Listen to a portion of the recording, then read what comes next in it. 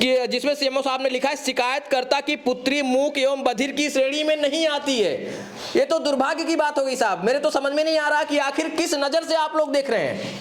आपको यही नहीं दिख रहा कि सामने वाला इंसान नहीं बोल सकता। आख्या में दिया गया है कि दोनों ये दोष पाए जाने चाहिए, तभी आप 100% का प्रमाण पत्र जारी करेंगे। तो आपने 90% का प्रमाण पत्र कैसे जारी कर दिया जब ये बिटिया बोल भी नहीं सकती है और सुन भी नहीं सकती है? इसके बाद जब ये दोनों दोष इस बिटिया के अंदर हैं, तो आखिर आपने आख्या झूठी कैसे दे दी? नहीं सुन सकते? इतना भी समय नहीं था कि इस बेटी को एक बार अपने रूम में बुला करके, अपने चिकित्सकों को बुला करके इस बात को प्रमाणित करवा सकें कि क्या ये झूठ तो नहीं बोलता है। दुर्भाग्य से इस बच्ची के अंदर है, और जब ऐसे में इस बच्ची के अंदर दोनों अक्षमताएं हैं और आप भी आख्या में लिख रहे हैं कि दोनों अक्षमताएं होनी चाहिए 100% के प्रमाण पत्र के लिए, तो आखिर फिर 90% का प्रमाण पत्र आपने कैसे पहले बना दिया? इसका मतलब यह है कि आपके द्वारा बिना कोई जांच पड़ताल किए ही प्रमाण पत्र जारी किया जाता है। सोशल मीडिया पर एक वीडियो कायदे से वायरल हो रहा है जिसमें नाम है अंजलि पांडे का, जिनके द्वारा वो वीडियो बनाया गया है, और उसमें कहा गया है कि वो इस देश की इकलौती ऐसी मां है जिनकी बेटी मूक बधिर है, और इसके बावजूद जब वो सीएमओ के पास जाती हैं और वहां पर वो कहती हैं कि मुझे रेलवे का पास चाहिए, तो इसके बाद सीएमओ द्वारा उनके साथ बदसलूकी की जाती है। ऐसा उस वीडियो में मैडम जी का कहना है। अब मामला क्या है और अभी तक सीएमओ के पास से इनका मामला क्या उलझा पड़ा है और अभी तक इसमें शासन क्या कार्रवाई किया है, वो सारी जानकारी हम इन्हीं से लेने की कोशिश कर रहे हैं। मैडम, आप ही हैं जो वीडियो वायरल की हैं? जी। ये बिटिया आप ही की है? जी। समस्या क्या थी, क्या करने आप सीएमओ ऑफिस गई थी, फिर वहां आपके साथ क्या हुआ था? मैं जो है रेलवे जो रियायती पास होता है वो बनवाने के लिए रियायती प्रमाण पत्र सीएम ऑफिस गई। उन्होंने मुझे मना कर दिया, कहा कि आपका नहीं बन पाएगा, आप 100% लेके आओ। इस बात को लेके मैं डीएम मैम के पास गई, डीएम ऑफिस पे, तो उन्होंने आदेश किया कि सीएमओ को कि आप इसको बनाइए, 100% पे बनाने, कैसे भी बनाइए आप इसको बनाइए। जब मैं वो आदेश लेके वहाँ पे गई सीएमओ के पास, तो उन्होंने वहाँ पे मेरे साथ बदसलूकी किया। मेरी तबीयत उस टाइम इतनी खराब थी, जैसे मैं गई वहाँ पे कह रहे हैं बदतमीज हो, बार बार यहाँ पे आती हो, निकलो यहाँ से, और अधिकारियों को तुम परेशान कर रखी हो, इस तरह से उन्होंने कहा। उसके बाद मैं वहाँ से बाहर निकली, मेरी तबीयत बहुत ज़्यादा खराब थी। फिर मैं सैटरडे को मैं गई थी, फिर मंडे को मैं वापस फिर डीएम मैम के पास गई, उन्होंने मुझे मना कर दिया। तो सर फिर मुझे कुछ समझ नहीं आ रहा है मैडम ने क्यों मना किया डीएम मैम? क्योंकि जब वो उन्होंने मेरे साथ बदसलूकी किया, उसके बाद क्या हुआ कैसे हुआ मुझे नहीं पता। उसके पहले तक मैं बनवाने के लिए तैयार थी। उसके बाद उन्होंने जस्ट जैसे मैं वहाँ पे गई ऑफिस में, उन्होंने तुरंत पहले मना कर दिया कि मैम ऐसा सीएमओ आपका नहीं बना पाएंगे, आपका यहाँ से 100% नहीं बनेगा।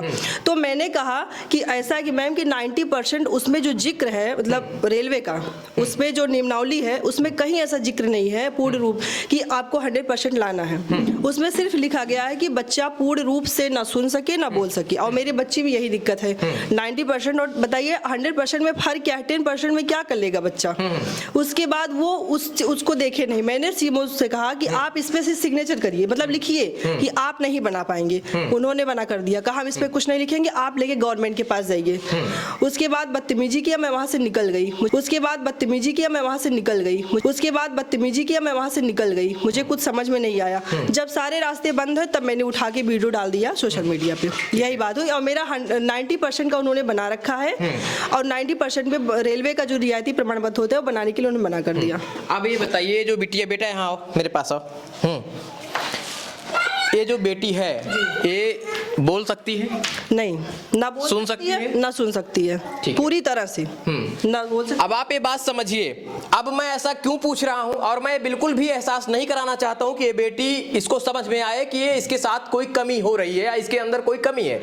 अब बात ये है, चूंकि सीएमओ साहब का कहना है कि 100% जो पास बनना है उसके लिए 100% का प्रमाण पत्र होना अनिवार्य है, और जबकि इनके द्वारा IGRS पर एक आख्या लगाई जाती है और उस आख्या में बाकायदा सीएमओ साहब के द्वारा लिखा गया है। मैं आपको पढ़ के सुना देता हूं, जिसमें उन्होंने ब्रैकेट में लिखा है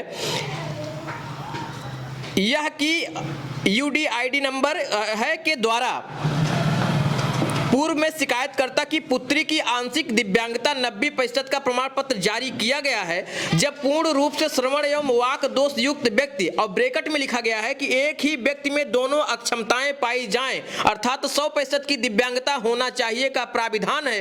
इसलिए रेलवे रियायती प्रमाण पत्र जारी किया जाना विधि सम्मत नहीं है। मेरे समझ में बात बिल्कुल भी नहीं आ रही है कि सीएमओ साहब आप कैसे बैठे थे कि आपको ये बेटी नहीं दिखी कि बोल भी नहीं सकती है और सुन भी नहीं सकती है। क्या आपने इतना भी जोखिम नहीं उठाया कि इस बेटी से एक बार बुलवाने की कोशिश की जाए?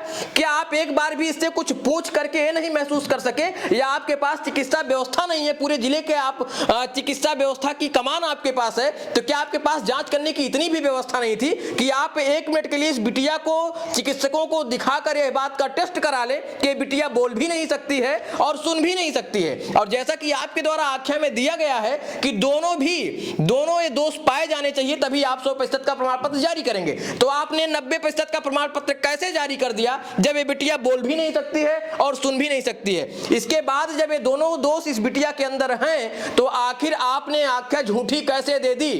ये सवाल है। अब मैडम ये बताइए, अब डीएम साहब ने मना कर दिया, उन्होंने बदसलूकी कर दी, तो अब क्या करेंगे आप? अब अगर मुझे न्याय नहीं मिला तो मैं माननीय मुख्यमंत्री तक जाऊंगी, उनसे इस अपमान का बदला और न्याय मांगूंगी कि किस तरह के अधिकारियों को आपने यहाँ बैठा रखा है, जो कि इस तरह से अगर हम आम जनता उनके पास नहीं जाएंगे तो कहाँ जाएंगे? आप बताइए। हमें कोई काम कराना होगा, हम उनके पास जाएंगे, वो हमारी तरफ देखते भी नहीं है, उस ऊपर से बदसलूकी करते हैं कि आप बार बार यहाँ पहुंची रहती है, अधिकारी को परेशान करती है, ऊपर से बदसलूकी करते हैं, जबकि मैं 2 बार गई उनसे मिलने, दोनों बार डीएम के आदेश पे गई, अभी भी मेरे पास इसका प्रमाण मैं रखी हूँ, दोनों बार उन्हीं के कहने पे गई हूँ। तो बताइए मुख्यमंत्री जी, हम लोग का काम कैसे हो यहाँ पे हो? तो मैं इसके लिए मुख्यमंत्री तक जरूर जाऊंगी, मुख्यमंत्री जी तक। चलिए, अब इस बात को आप समझिए कि सीएमओ साहब आपको एक बार फिर से इस पर विचार करना चाहिए, और अगर आप इस खबर को देख रहे हैं और निश्चित तौर पर आप देख रहे हैं, तो आपको एक बार फिर से सोचना चाहिए कि ये जो बेटी है जिसके लिए आप ये कह रहे हैं कि दिव्यांगता की जो श्रेणी है वो 100% आप तभी कह सकते हैं जब वह बोलने और सुनने दोनों में अक्षम हो। और जैसा कि वो बिटिया है मेरे सामने खड़ी है, आपको क्या इतना भी समय नहीं था कि इस बेटी को एक बार अपने रूम में बुला करके, अपने चिकित्सकों को बुला करके इस बात को प्रमाणित करवा सकें कि क्या ये झूठ तो नहीं बोल रही है? क्या सच में ये बेटी नहीं बोल सकती? क्या ये आपके पास समय नहीं था कि आप पता कर सकें? क्या आप ये भी जोखिम नहीं उठा सके कि एक बार इस बेटी से कुछ बोलते या टेस्ट करा लेते या चेक करवा लेते कि ये बेटी सुन भी नहीं सकती है? और दोनों अक्षमताएं दुर्भाग्य से इस बच्ची के अंदर हैं, और जब ऐसे में इस बच्ची के अंदर दोनों अक्षमताएं हैं और आप भी आख्या में लिख रहे हैं कि दोनों अक्षमताएं होनी चाहिए 100% के प्रमाण पत्र के लिए, तो आखिर फिर 90% का प्रमाण पत्र आपने कैसे पहले बना दिया? इसका मतलब यह है कि आपके द्वारा बिना कोई जांच पड़ताल किए ही प्रमाण पत्र जारी किया जाता है निश्चित तौर पर। और इसके बाद इन्होंने जो आईजीआरएस पर दिया था उस आख्या में से भी ये संतुष्ट नहीं है, और बाकायदा इन्होंने हाईलाइट किया है कि जिसमें सीएमओ साहब ने लिखा है, शिकायतकर्ता की पुत्री मूक एवं बधिर की श्रेणी में नहीं आती है। ये तो दुर्भाग्य की बात हो गई साहब। मेरे तो समझ में नहीं आ रहा कि आखिर किस नजर से आप लोग देख रहे हैं। आपको यही नहीं दिख रहा कि सामने वाला इंसान नहीं बोल सकता है। और समझिए साहब, मूक एवं बधिर की श्रेणी में नहीं आती है मतलब बोल नहीं सकती है। मैं देख रहा हूं नहीं बोल सकती है, मैं आधे घंटे से प्रयास कर रहा हूं कि ये बच्ची बोले।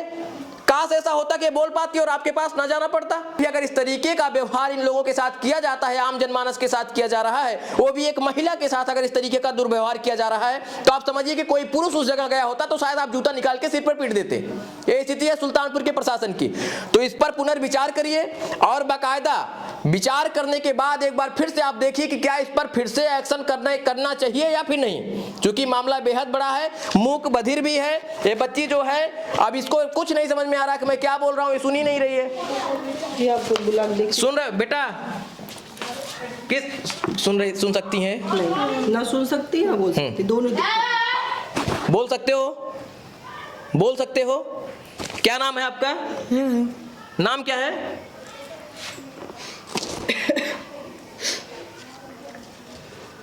नहीं सुन सकते।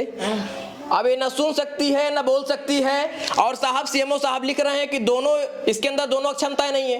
काश नहीं होती सीएमओ साहब, काश आपने जो आख्या लगाई है वो आख्या काश सही होती तो बहुत अच्छा होता। आपके पास, आपके जैसे अधिकारियों के पास लोगों को जाना ही नहीं पड़ता, जिसे गुस्सा आता हो लोगों को देखकर। साहब आप जिस कुर्सी पर बैठे हैं उसकी जिम्मेदारी मुझे बताने की जरूरत नहीं है। एक बार फिर से विचार करिए, और जो जिसके लिए आपको शासन ने बैठाया है कुर्सी पर, एक बार मुझे लगता है कि आपको विचार करके फिर से उस पर कार्रवाई करना चाहिए। और ये सब कुछ मैं वीडियो में इंक्लूड कर दूंगा, और आपकी अपनी खुद की आख्या पर एक बार विचार करना चाहिए कि आपने आख्या क्या लगाया है। शायद आपने बिना देखे, बिना जांच पड़ताल किए ही बच्ची का पहले तो 90% का प्रमाण पत्र जारी करके आपने गलत किया है, और फिर इसके बाद अगर आपने ये कहा है कि बच्ची मूक बधिर नहीं है, तो भी वहां पर आपको विचार करना चाहिए। कहीं ऐसा तो नहीं आपसे गलत हो गया हो, कुछ कहीं आपने गलती तो नहीं कर दी। फिलहाल अब सुल्तानपुर जिले का शासन क्या इस मामले पर पुनर्विचार करेगा? जो बिटिया है इसका क्या नाम है? एकता नाम है। इसी बिटिया का जो रेलवे का पास है वो बनना है और शर्त यह है कि 100% का दिव्यांगता का प्रमाण पत्र होना अनिवार्य है और जिसके लिए मूक बधिर होना भी जरूरी है और दोनों इसके अंदर गुण है। इसके बावजूद भी 90% का प्रमाण पत्र जारी किया जाता है, दुर्भाग्य है। तो पुनर्विचार करें। और माननीय मुख्यमंत्री जी, अगर आप हमारी इस वीडियो को देख रहे हैं तो एक बार यहाँ के शासन को जरूर इस बात को बताएं कि जांच पड़ताल के बाद ही कोई कार्रवाई की जानी चाहिए और ये मामला अत्यंत गंभीर है। दोस्तों, मैं उत्तर प्रदेश के सुल्तानपुर जिले से बोल रही हूँ। मैं एक सिंगल मदर हूँ जो अपने बच्चे को पालती हूँ। 2 मेरी बेटियां हैं। एक ये छोटी बेटी है जो जन्म से सुन बोल नहीं पाती है।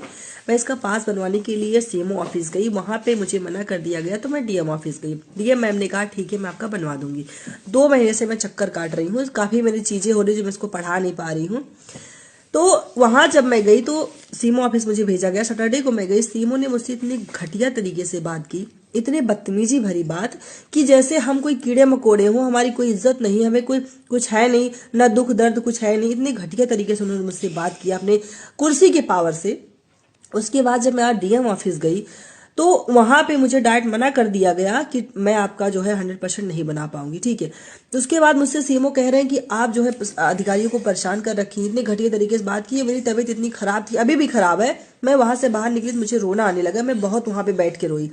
उसके बाद जो है आप बताइए आप लोग इस तरह से कैसे काम होगा? इतना ज्यादा करप्शन हमारे देश में, इतना ज्यादा करप्शन है कि अगर छोटे छोटे काम के लिए हम लोग जाते हैं, जनता गवर्नमेंट तो कहती है हम इतना आपको दे रखें, इतना ज्यादा सुविधा दे रखें, सुविधा मिलनी भी तो चाहिए हमको। अगर हम छोटे छोटे काम के लिए जाते तो हम चलिए उनको दक्षिणा दे, हमको पैसे दे, जल्दी हमारा काम हो जाए। नहीं तो हमारा काम अगर 1 दिन का हो तो 6 महीने लटका के रखते हैं।